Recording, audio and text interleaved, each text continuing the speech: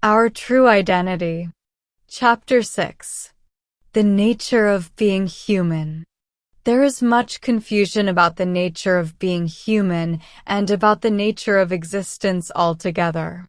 A basic understanding of what we are is directly related to a basic understanding of the nature of existence, because fundamentally we are inseparable from the nature of existence itself. The nature of existence and the nature of being human are one and the same, and to not understand one is to not understand the other.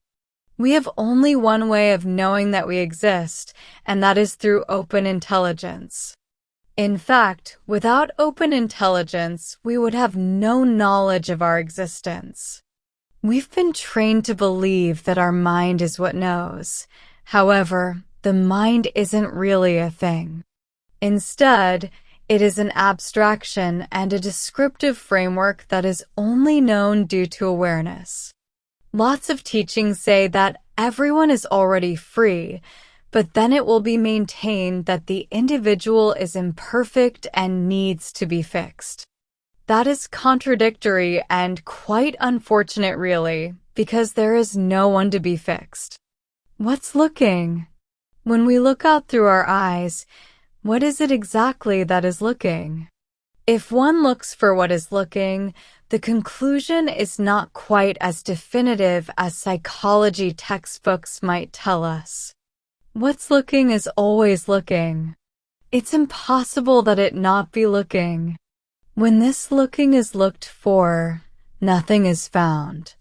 If we look within ourselves for what's looking, we can't really say where looking is located. Our looking is in fact the looking of everything. It isn't the looking of an isolated individual.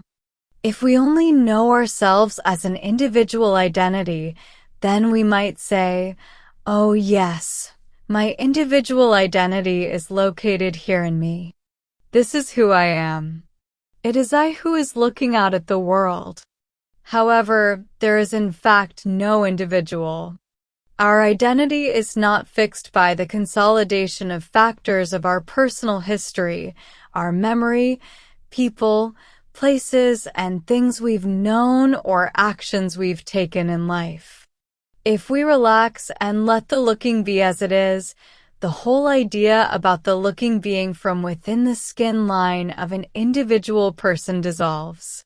If we look for what's looking, we actually don't find anything specific or substantial.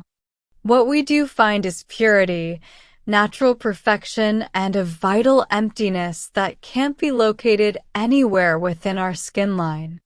Looking up from all phenomena is the same looking. A name for this looking is open intelligence. It is open intelligence that is looking.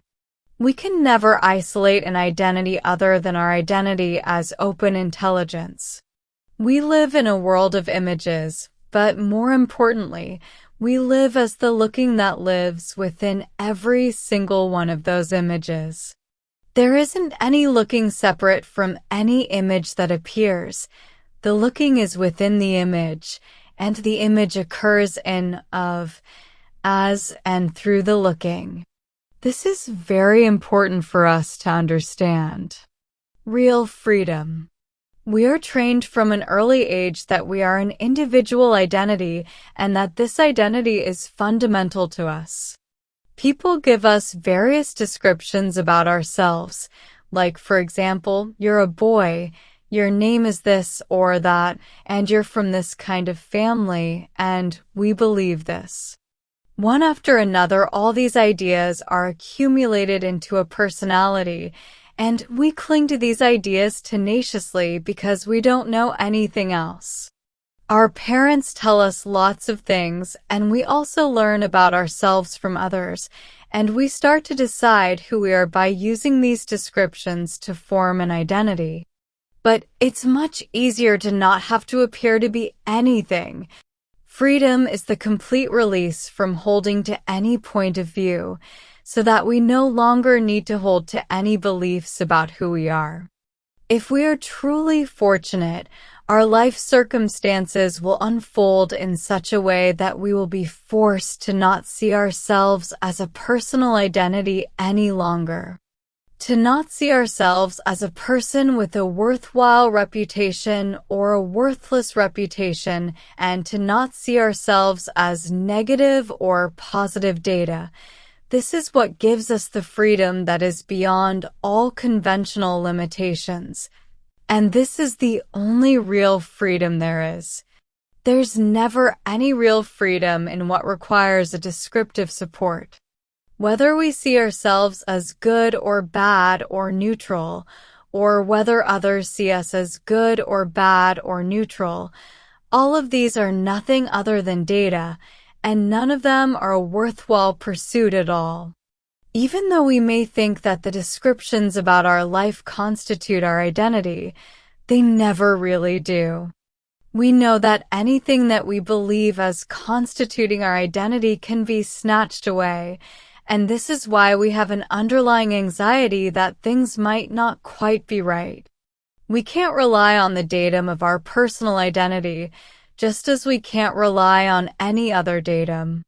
Even if we do consolidate all kinds of factors that we consider to be necessary to our self-identity, money, power, prestige, people, places, things, food, the right sexual experiences, we never trust them completely, and we are always looking for more.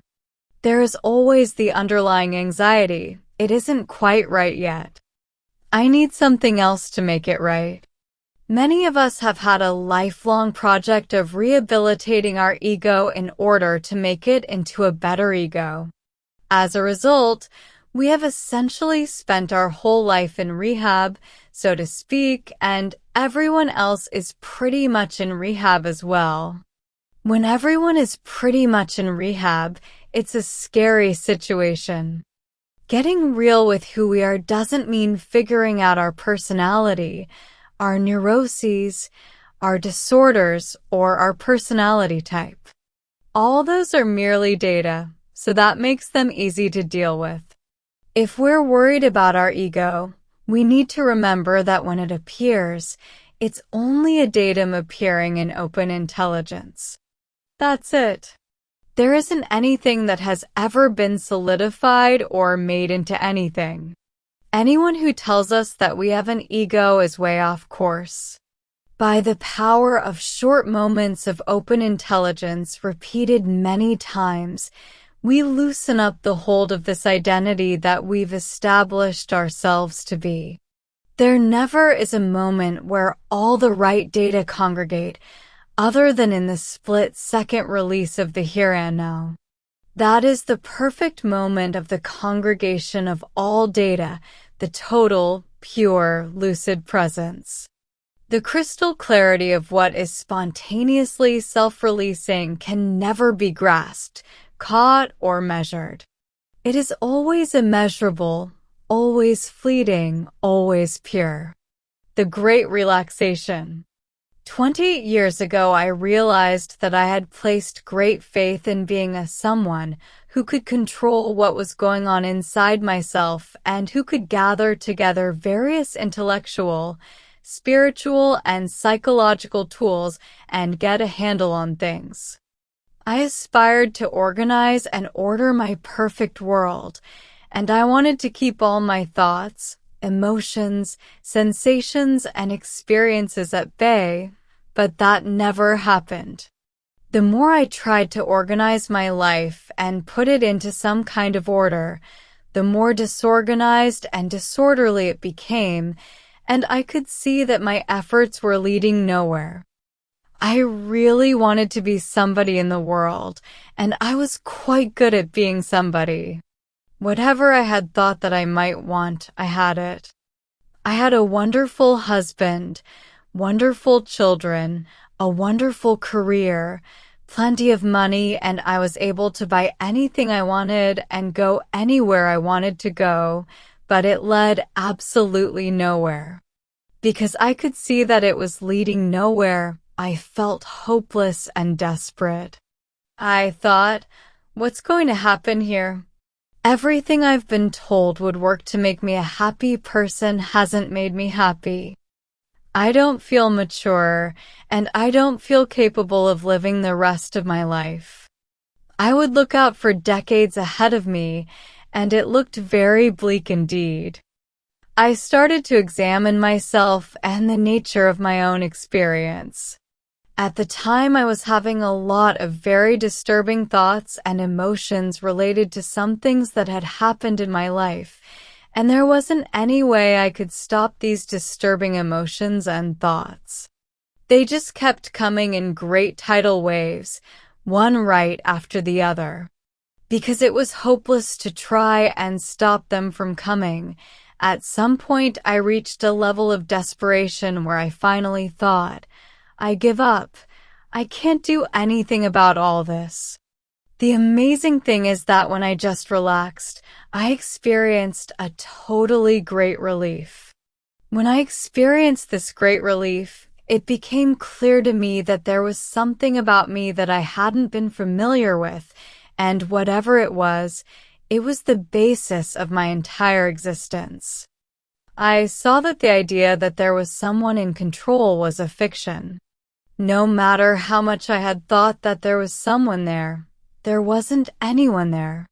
Whether it was the thought of someone there or no one there, great relief was present in the totality of the experience. This is a relief that is always naturally present, regardless of how we imagine ourselves to be. Neither the idea of no one there nor the idea of someone there is what we want. We don't want some kind of egoless, vacant state going on any more than we want the idea of someone going on. What we really want is to experience ourselves as we truly are, and we experience ourselves as we really are in open intelligence. For me, the disturbing states were predominant at first, but I could see that these states just appeared and disappeared in complete relief and relaxation. There wasn't anything I needed to do about them. The whole idea of feeling that I needed to do something about them had kept me all tangled up in knots, but I saw that they were self-freeing, self-releasing, and spontaneously resolving in this sense of great relief that was at the basis of everything. Again and again, as much as I could, I would just return for short moments to this basis of everything. With my total commitment to that, from the very beginning, I very quickly started to attain confidence and clarity. It was a clarity that couldn't really be described. I just was smarter somehow. I was smarter in relation to myself, and I was smarter in relation to all situations I was in. I had a quiet but also piercing knowing that was at the basis of everything. I had been miserable because of these disturbing states, but now I was experiencing them as appearing within a great sense of relief and relaxation.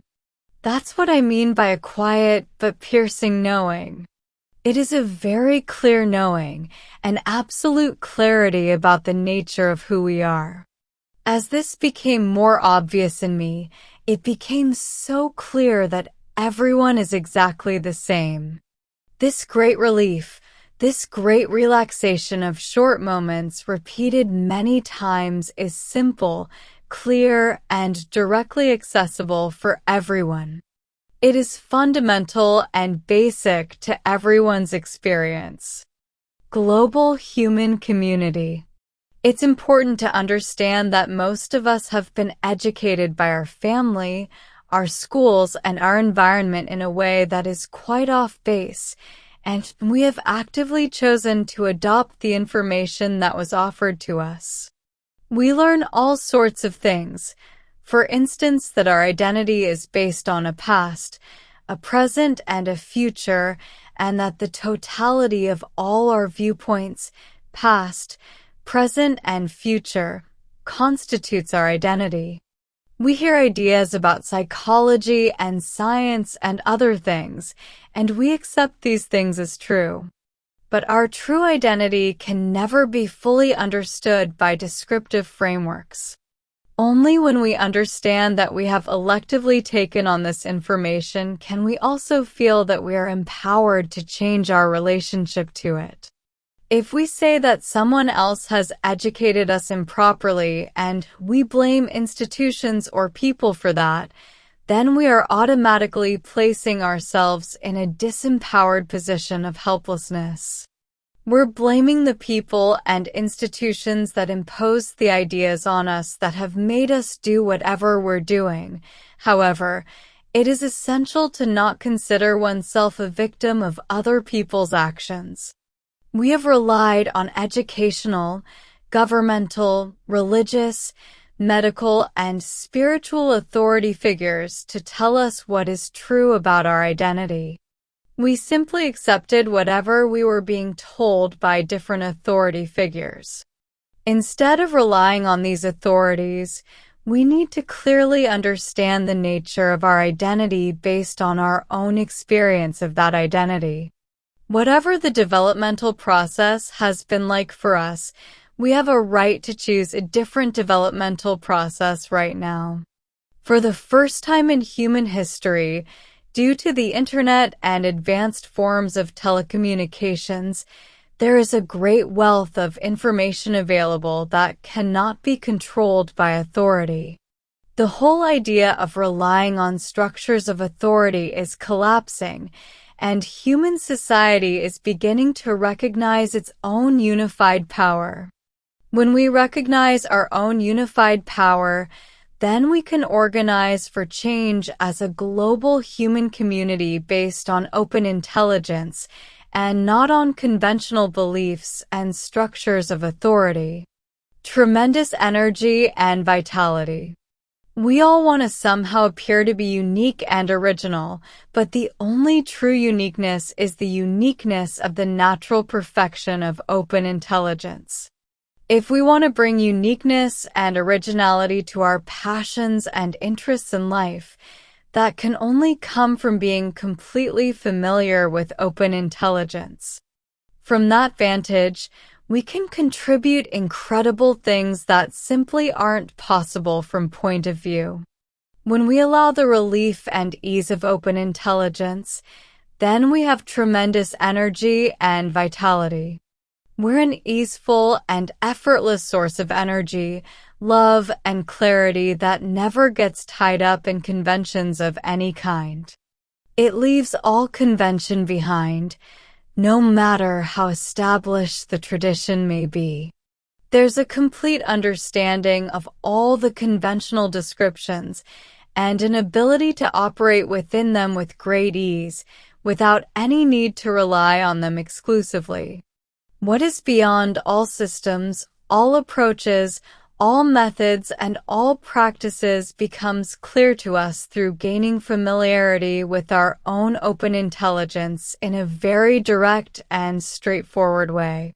Whatever our own data are, they are the basis for our realization of open intelligence. When we are no longer limited by our data, we become a source of immediate benefit to ourselves and to others. We no longer need to rely on other people making things okay for us, and we don't get caught up in making other people feel burdened because of what has happened to us in our lives.